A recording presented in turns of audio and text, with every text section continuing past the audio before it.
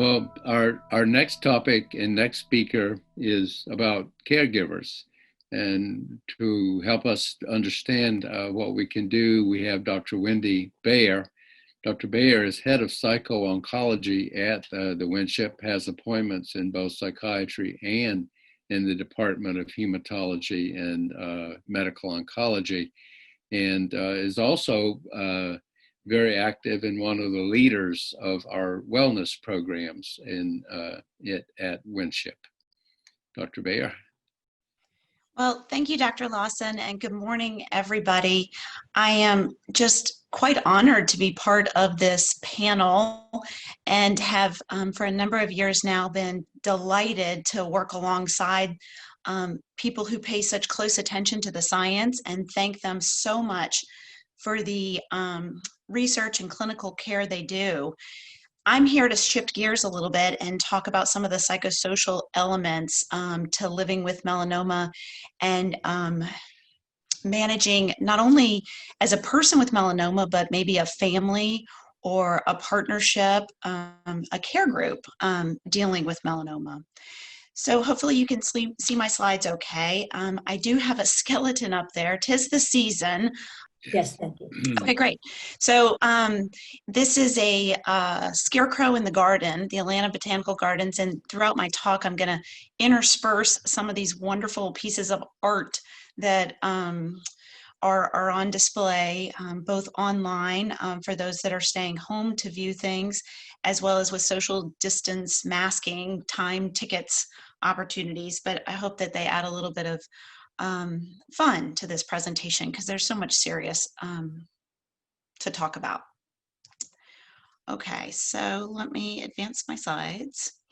The AIM website is wonderful if you're a caregiver. It's really important to use the resources that are right at hand. And as I was looking through the AIM website, I was so delighted to see the caregiver section, and especially the tip that said carry a notebook. And I'll come back to this tip as we go through the talk. Such a wonderful piece of advice.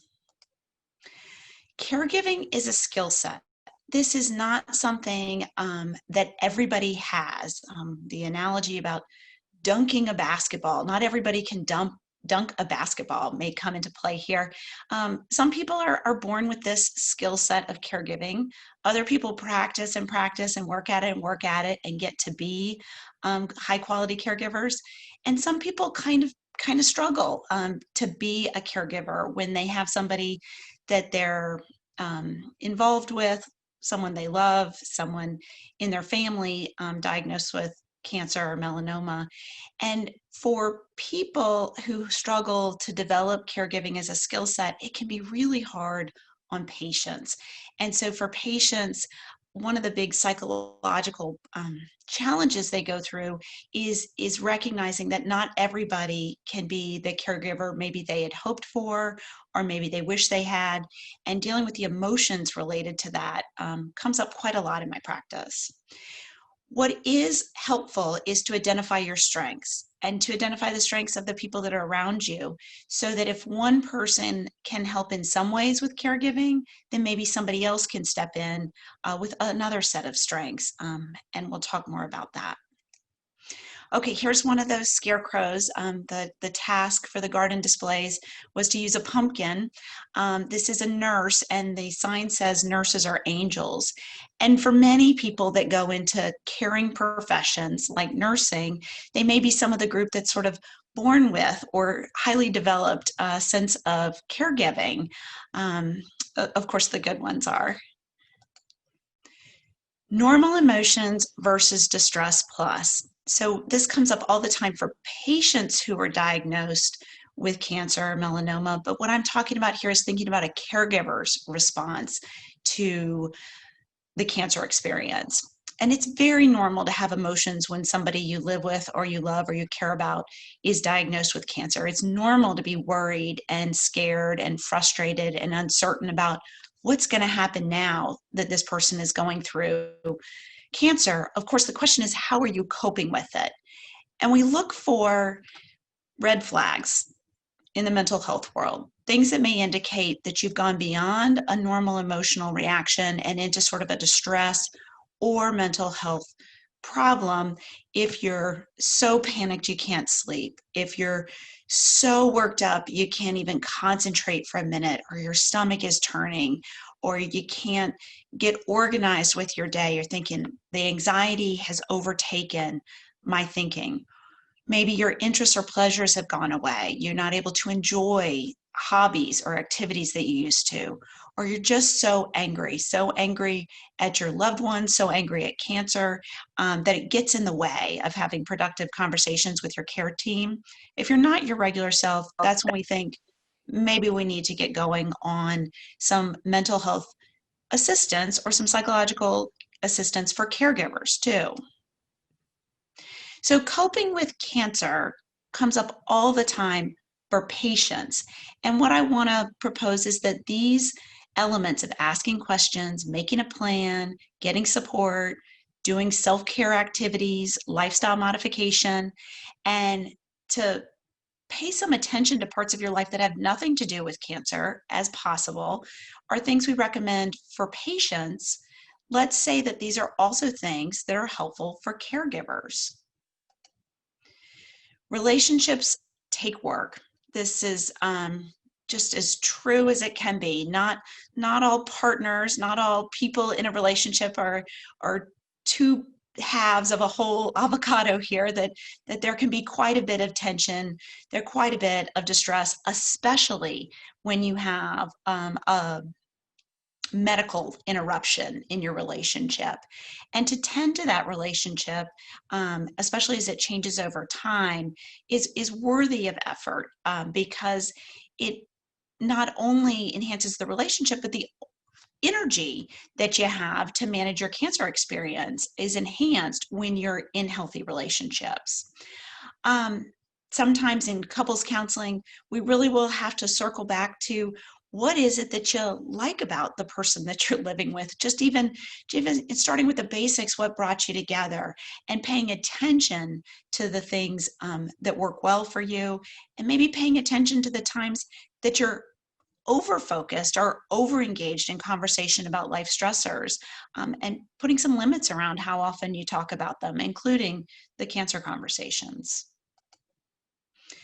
Rebalancing, when you're in a cancer experience and you're going through treatment, and then maybe you come to parts of your journey where treatment burden is not as heavy, it can really shift quite a lot between patient or the person getting the treatment and the caregiver. There'll be times when patients need more help. There'll be times when maybe caregivers need to think about sort of backing back off a little bit in terms of how much they're directing the day-to-day operations for someone. But any stress in the relationship is going to be magnified by the cancer experience, and it's going to be time to start thinking about, well, what is possible for each of us to do right now? What are some of the changes in our relationship that we're going to have to accept as part of our new normal? And then maybe keep our expectations of each other in check. Sometimes when we have really, maybe sort of at times super high or unrealistic expectations, that can generate a lot of emotional distress. Over time, we look at, where are we? Is this a time period where you have to provide a patient a lot of support? Or is this a time where a person diagnosed with cancer can take on more of their self-management and more independent activities? Finding what works. For some caregivers, it will be important to look at hiring help. It will be important to know when you've reached your limit in terms of what you're able to provide. Listening is good for both parties, patient and the person not diagnosed with cancer. Just taking a breath and listening, trying to figure out, where is that person? We really can't get adults to necessarily do what we want them to do. And the example I give here is the food fight. So often, in an effort to be helpful and an effort to encourage people to do what the doctor said, there'll be changes in nutrition maybe, or insistence on exercise. And if we can't get somebody to do what we recommend, then we really need to think about putting out the example, role modeling behavior. But if somebody's doing the Mr. or Mrs. Stubborn, as in these little pictures, trying to avoid getting into tense situations or arguments will save everybody a whole lot of energy.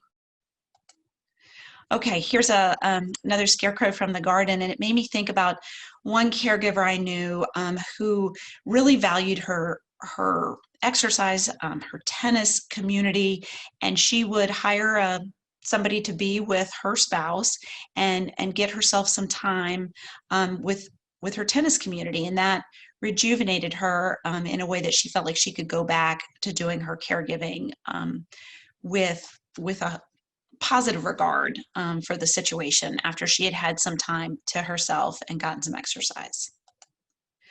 There are so many books out there about caregiving. I mean, I love the title of the 36-hour day because I think it's really how a lot of caregivers feel. They need more hours in the day than the day allows. The main point here is not to go out to necessarily buy these books, but to think about which book speaks to you, which resource is going to speak to you. I do think it's important to stick with resources that match your situation. And so it depends on the caregiving situation you're in. And of course, for people who have cancer as part of their lives, the NCI offers a great deal of information through this link.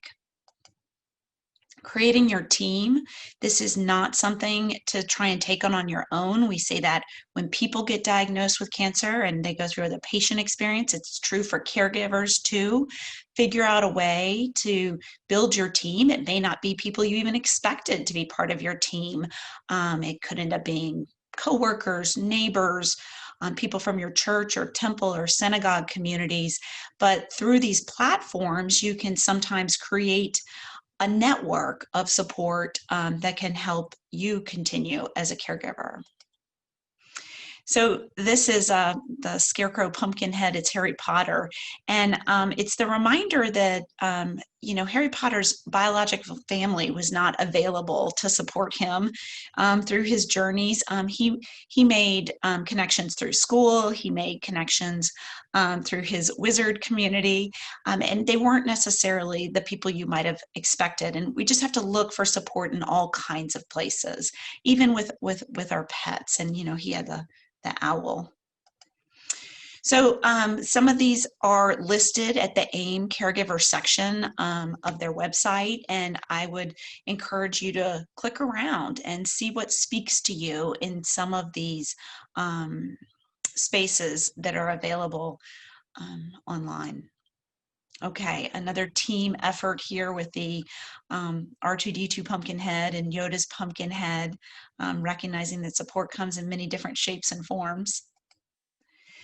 Caregivers are getting attention in the clinical research realm. So this is clinicaltrials.gov, which many of you probably have searched out, and you can find the little magnifying glass and put in all kinds of terms, including caregivers. And you'll see here that caregivers as a group have been studied in many different kinds of medical caregiving experiences. And then there's the Rosalind Carter Institute for Living did a recent trial about caregivers in the COVID pandemic. As you might expect, their stress reactions going up over the months that we've been in the pandemic, very much related to concerns about their loved one getting COVID, financial pressures, and then themselves as well getting sick, and what would happen to their people in their lives if they had to deal with COVID. Caregivers are a group that are at increased risk for serious mental health problems, and there is concern and data to support an increased risk even of suicide in this population. And so if you, as a caregiver, are experiencing the distress, there is the National Suicide Prevention Hotline. There's a lot of resources to be found at AFSP. NAMI is an excellent organization that has a lot to say about helping people understand the difference between a normal emotional experience of a stressor and that distress and what may develop into an anxiety or clinical depression. And in Georgia, if you're one of the people in Georgia, this is our crisis and access line for people in the state of Georgia. So remember how I said at the beginning that I loved the tip about carrying a medical notebook. I mean, just keeping it simple. You don't even need a Wi-Fi connection or an electronic device for this one, but a 3-ring binder. One of the things that comes with writing out what's going on with you is some of the things that are going through your head, racing thoughts, worries that keep you up at night, worries that you kind of hyper focus on and can't think about other things. They kind of get reined in when you write out what's going on and make a plan. So the power of the pen is something I talk about a lot in my practice, and people can find some real value for managing their distress in making a plan that's put onto paper. For some people, organizing their healthcare wishes, everything from their do not resuscitate to their healthcare power of attorney and advance directives, or even maybe not writing out your passwords, but having them discussed with people you care about, so that as big distress comes up with existential concerns about life, time, you can say to yourself, I've written these things out, I've communicated with people I care about, and I can rest assured that there's a plan in place. And that can sometimes help with the distress that comes with really serious conversations about advanced disease. In the process of writing things out, you start to learn what works for you.